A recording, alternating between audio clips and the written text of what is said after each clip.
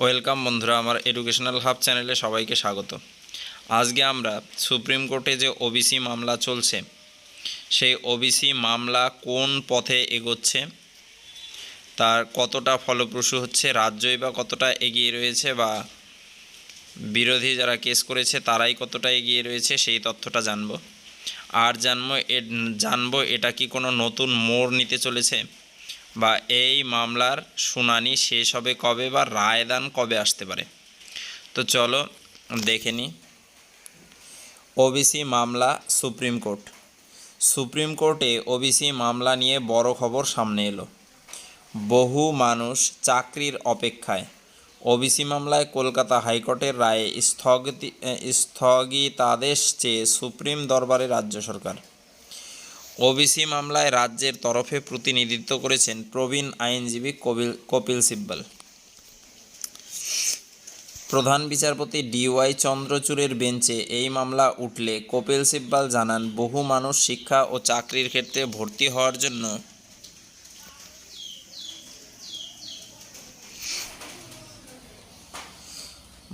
হওয়ার জন্য অপেক্ষা করছে। কলকাতা হাইকোর্টের রায়ে স্থগিতাদেশ দেওয়া হোক। যদিও প্রধান বিচারপতি DY চন্দ্রচূড় জানান, আগামী সপ্তাহে মঙ্গলবার 27শে আগস্ট এই মামলার শুনানি হতে পারে। অর্থাৎ এই মামলার আগামী শুনানি মঙ্গলবার হওয়ার সম্ভাবনা রয়েছে, যেটা হচ্ছে 27শে আগস্ট। আচ্ছা, এই মামলায় রাজ্যের তরফে উপস্থিত আরেক আইনজীবী ইন্দিরা জয়সিং বলেন যে এই মামলাটিকে যেন প্রাধান্য দেওয়া হয়। শীর্ষ আদালতে বিচার প্রক্রিয়ার শুরুতেই শুনানি রাখা হয়, কারণ এই শুনানি হতে দিনভর সময় লাগবে।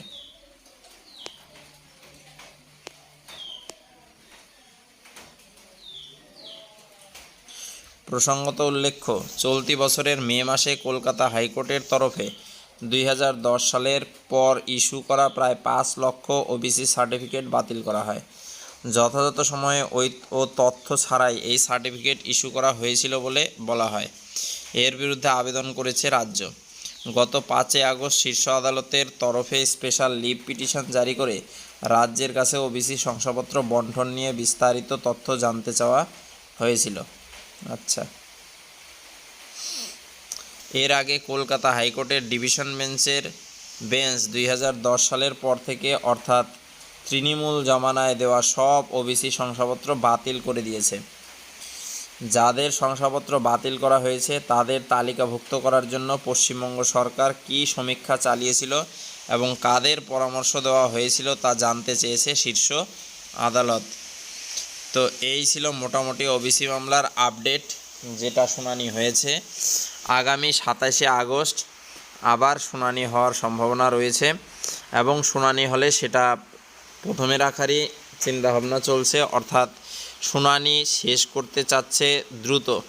কেননা রাজ্য সরকারের বিভিন্ন চাকরিতে যারা ওবিসি কার্ডধারী তারা ওবিসি থাকবে, ওবিসি তাদের টিকবে, নাকি ওবিসি কেটে গিয়ে জেনারেল হয়ে যাবে, সেই জন্য তারা বিভিন্ন নিয়োগগুলো যে রয়েছে রাজ্যে সেগুলো আটকে রয়েছে বলে দাবি করে, আর জানায় খুব দ্রুত যেন সমস্যাটা সমাধান হয়। তো এই ছিল ভিডিওটা যদি ভালো লাগে বন্ধুদের সাথে শেয়ার করে দিও, লাইক করে দিও। সবাই ভালো থেকো, সুস্থ।